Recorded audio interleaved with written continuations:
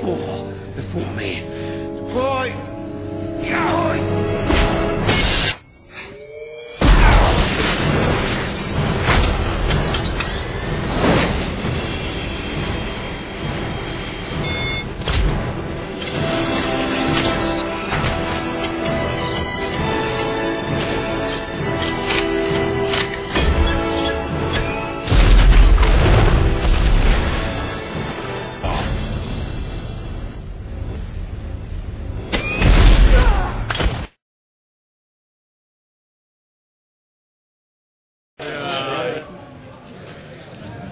Mr. Speaker, sir, this morning I presided at a meeting of the Cabinet and had meetings with ministerial colleagues and others. In addition to my duties in this House, I shall be having further meetings later today, including one with the Governor of Hong Kong. Mr. Couchman. Does my right honourable friend agree with me that tough controls properly enforced on dangerous dogs and their owners offer far greater security and reassurance to the public and particularly to children than a bureaucratic dog registration scheme of the sort which currently obsesses the RSPCA, the upshot of which would be that the responsible owner would register whilst the irresponsible owner would not? Yes, Mr. Speaker, I agree with my honourable friend. It's not the identification of the owner which has been the problem, but to make certain that owners control their dogs properly. Yesterday, there were further significant proposals were announced to toughen the law.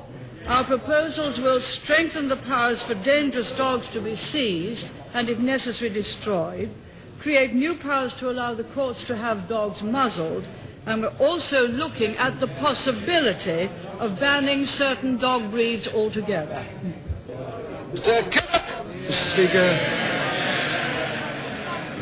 Speaker, since the Prime Minister has publicly admitted that she was, in her words, aware of the terms and conditions of the arrangements reached with British Aerospace over the sale of Rover, will she confirm that her knowledge of these arrangements included details of the £44 million sweeteners of which this Parliament was never to be told?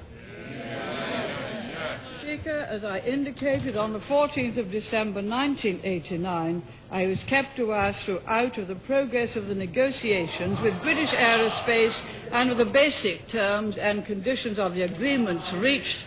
Our priority at the time was to safeguard the interests of the company, its employees and the taxpayer. That objective was secured, and billions of pounds of future state aids and taxpayers' money was thus saved. Mr. Speaker, on 30th November last year, I asked her twice if she knew of all of the arrangements about the sweeteners. She dodged the question then. She is seeking to dodge the question now. Will she give a straight answer to a straight question? When she says that she knew of the arrangements, did her knowledge include, or did it not include, knowledge of the sweeteners of which this Parliament, the European community and the British people were never to be told? Speaker, I answered the question in a written answer. I answered the question in a... Order. The Prime Minister. Written answer on the 14th of December 1989. I was kept aware throughout of the progress of the negotiations with British Aerospace and of the basic terms and conditions of the agreements reached. Our main objective was to secure the privatisation of this company, which was utterly bankrupt and broke, and upon which the taxpayer had already spent £3.5 billion in aids and a further £1.6 billion contingent liabilities. We in fact got this company successfully privatised, and it is profitable. Of course, that means nothing to the right honourable gentleman, who probably would have preferred to have it nationalised and the taxpayer continue to be fleeced. What does mean something to me, and should mean something to the Prime Minister, Mr. Speaker, is the integrity of the Right Honourable Lady herself. Did she know or did she not know that £44 million of illegal sweeteners was part of the deal? Speaker, I have answered the gentleman with the reply which I gave on the 14th of December 1989. May I say how very much the opposition have changed their tune, Mr. Speaker. The Prime Minister. Order, the Prime Minister. Order. The Prime Minister has been asked a series of questions. She wishes to reply. The Prime Minister. Have changed their tune, Mr. Speaker, from the line which they took on the 14th of July 1988, when 14th of July 1988... Oh, Maxie, it's intolerable. Well, order! It is intolerable when the Prime Minister has been asked a question for her not to have an opportunity of reply. Order! The Prime Minister. The line they took on the 14th of July 1988, when my right honourable friend, the Chancellor of the Duchy of Lancaster, as he then was, informed the House of the results of the negotiations and what had taken place. And the honourable member for Dagenham, then replying to my right honourable friend, and... Order, order. This is order. Well, order. This is order. This is the House of Commons and we listen to order. This is the House of Commons and we listen to the answers that are given to questions. The Prime Minister. Mr. Speaker, the honourable member for Dagenham, replying to my right honourable and learned friend and referring to his latest visit to the Commission as going cap in hand to Brussels to beg for concession, said this, Mr. Speaker, if the House is quiet enough to hear or interested enough to hear. He said, Mr. Speaker, how is it? Well, it'll be order. If the honourable gentleman continues to shout, of course it's going to take time. The Prime Minister. The honourable member for Dagenham said to my right honourable friend, in announcing the result, said of the Commission, how is it that an unelected official can tell the Secretary of State for Trade and Industry that his terms are non-negotiable? That is what they said then. They've changed their tune now. Order! On the occasion of the most welcome visit of the Commonwealth Parliamentary Association delegation from India, led by the Speaker of the Lok Sabha, will my right honourable friend confirm the policy of the government to continue to uphold Britain's excellent relations with India? Yes, Mr. Speaker, I was not aware of that particular visit here. Of course, we have most excellent relations. We give priority to India in our aid, and we have recently made an agreement with them to help them, to enable them to keep the rainforests, and made an agreement with them that we would help them each year to enable them to do so. Ashton. Now that we know that the cost of nuclear power is twice as expensive for the consumer than any other form of power, and that it is less cost-effective in protecting the environment than energy conservation, will the Prime Minister tell the House why it is that she insists that every electricity consumer should now pay a special nuclear tax amounting to £25 on the average electricity bill to pay for her obsession and her government's bungling over nuclear power? Is it not the case that Sizewell B and the Right Honourable Gentleman for Hertsmere have now cost the nation too much, and the Right Honourable Lady should pull the plug on the both of them? May I take the Sizewell point first, Mr. Speaker? Sizewell will cost more than originally expected because the original order was for 4 nuclear power stations of a particular design. Now there's only one definitely to be built, and that is Sizewell. All the design and development costs will have to be added to the cost of that one power station and spread over 4. So it is not unusual that the cost of that one would go up. If we had 4, the cost of Sizewell would not be great. Second, the Right Honourable Gentleman says that nuclear power costs more. We know the cost of disposal of the fission products of nuclear power. When it comes to comparing that with the costs of burning, of getting electricity from coal or oil, we do not know the costs of dumping the CO2 in outer space. We do not know that at all, and that could be very much worse in the longer run than nuclear power. Perhaps the Right Honourable Gentleman will remember that France has a very good record on having reduced CO2 emissions because she has the majority of her electricity generated from nuclear power. Mr. Michael Latham. Mr. Speaker, sir, the plight of the British citizens held hostage is constantly in the minds of all of us. We've raised the matter with a wide range of governments and organisations who might have influence on the hostage holders. We shall continue to use every contact and follow up every lead which we believe might bring results. Will my right honourable friend press the Iranian government to abide by normal, decent standards of international behaviour and bring about the release of these entirely innocent people in Lebanon forthwith, and also do something about the absolutely abominable condition of human rights in their own country?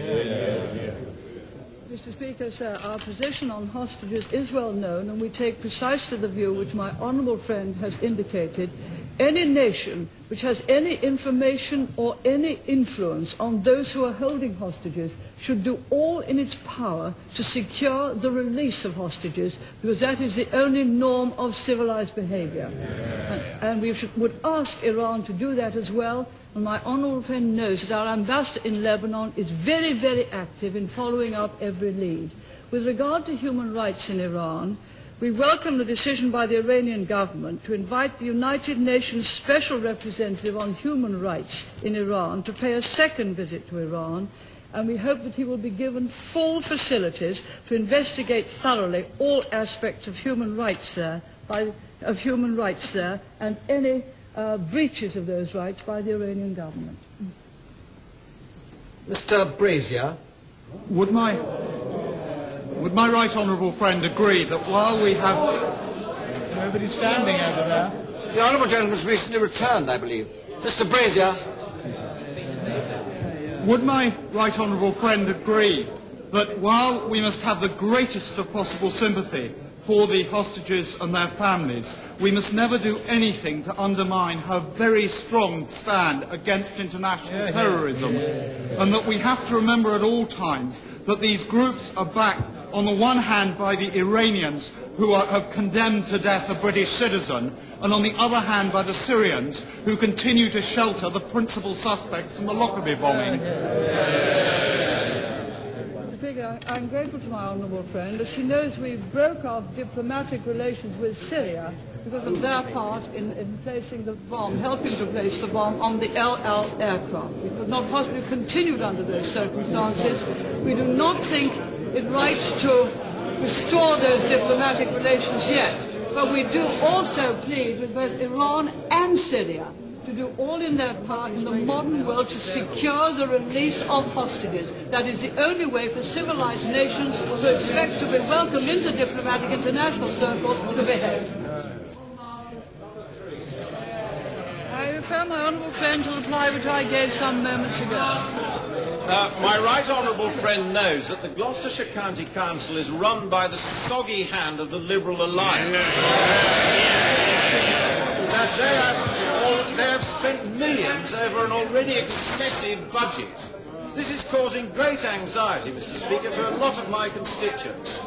Will my right honourable friend seek to ensure that in her review of the workings of the community charge, that there is some mechanism introduced to curb this profligacy? Mr. Speaker, my honourable friend is quite right about Gloucestershire. They have increased their expenditure this year by twice the rate of inflation, and we are most certainly bearing in mind in our review of the community charge that charge payers really wish to be protected against the excessive spending of such councils, and we shall bring forward proposals before the House rises.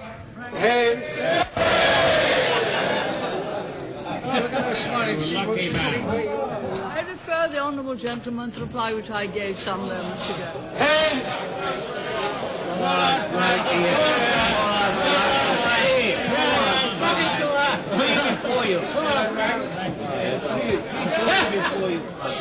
Order. Give the honourable gentleman a chance, I think. Mr. Speaker, sir, is the Prime Minister aware that the figures that have been presented today as far as crime is concerned is appalling? Is she aware also that the morale in the police force and the various constabularies across the country are at their lowest ebb? Is she also aware about the fiddle that's been going on as far as aerospace is concerned?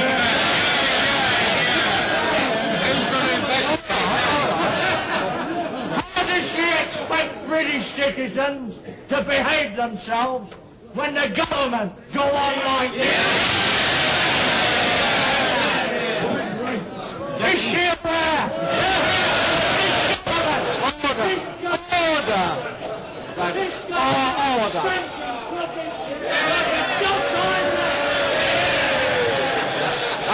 I think two awarenesses, Prime Minister.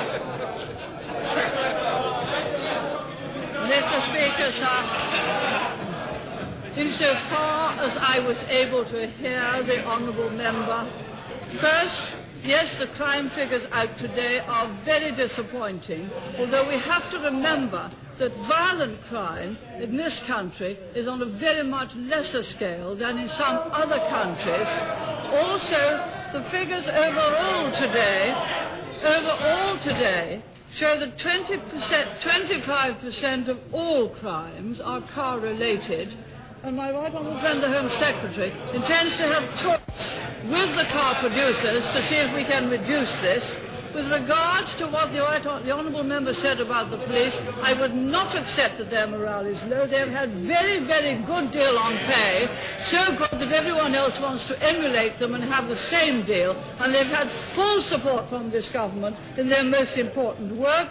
With regard to British aerospace, as my right honourable friend explained in his statement of the 30th of November 1989, the relevant items of which the honourable gentleman was speaking were included in estimates and reports to Parliament, and full details were made available to the Controller and Auditor General. Finally, Mr. Speaker, may I point out that the Commission said in its report that the price of the £150 million represented a reasonable purchase price given all of the circumstances of the sale. I'll take... I want to make it clear to you, Mr. Order!